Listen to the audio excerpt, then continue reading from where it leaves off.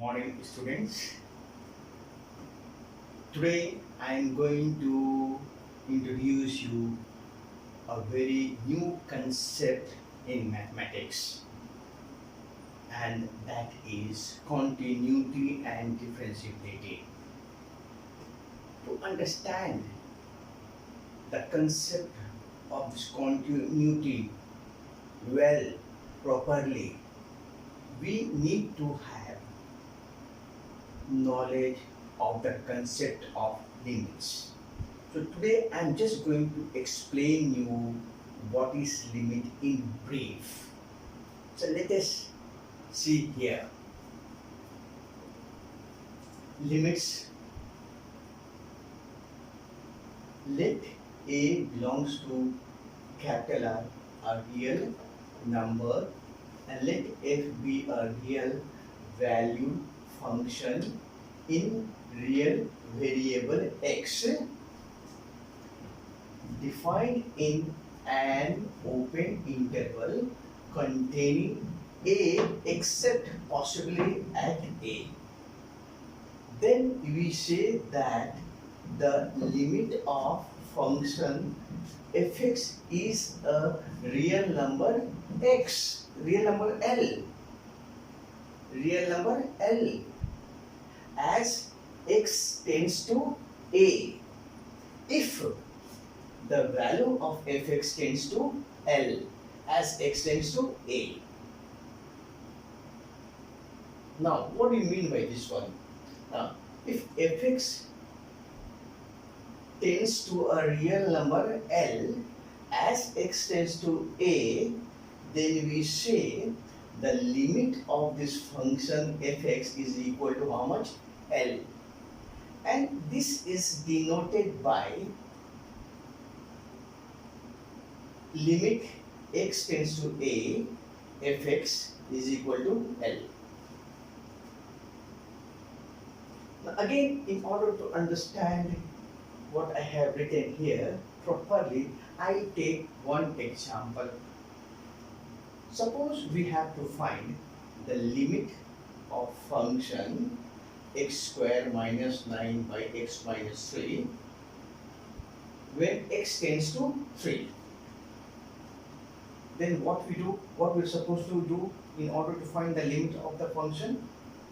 We are supposed to simplify this given function. How do you simplify here in this very case? By factorizing. So when we factorize, we get x minus 3 into x plus 3. Now x minus 3 gets cancelled with this one, and now you are left with what? Limit x tends to 3, x plus 3. Now you cannot simplify this one any further.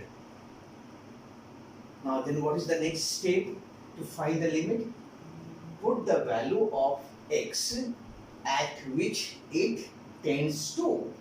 Here you see x tends to what? 3. So here in place of x we shall put x equal to 3. So x is equal to how much? 3 over here. And once you put the value of x equal to 3, there is no need of writing limit. Now 3 plus 3 becomes what?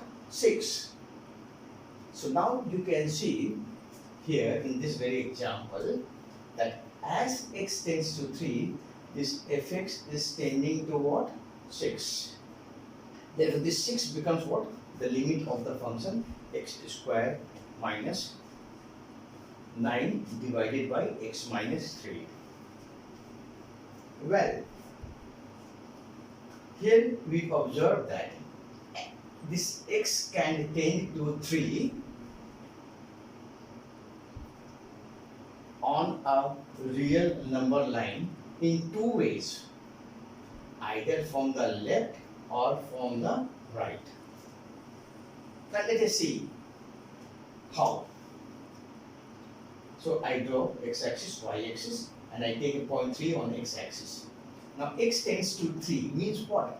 X is approaching 3. X is coming closer to 3. And this can be done in two ways. One is from the left hand side and other one is from the right hand side. Now When I say x approaches 3 from the left hand side, what does it mean? It means we can take the values of x as 2.9, 2.99, 2.999 and so on. This will continue up to infinity. 2.109. Still there is no end of that. But as you move this way, it goes closer to what? 3. Now, x tends to 3 from the left hand side means what? We are taking the value of x slightly less than 3. Slightly less than 3. 2.9, 2.99, 2.2 and so on. Similarly, when x tends to 3 from the right hand side, that means the value of x can be taken as what? 3.1, 3.01, 3.001. All these values lie on the right hand side of 3. And another thing you notice that 3.1, 3.01, 3.01, slowly they are going closer to what? 3. So therefore x is tending to 3 from the right hand side. Now again, what is the meaning of right hand? Tending to the right hand side, that is the value of x is slightly more than 3. Okay. Now again, to find the value of function when x tending from left hand side and from the right hand side properly, I take another example.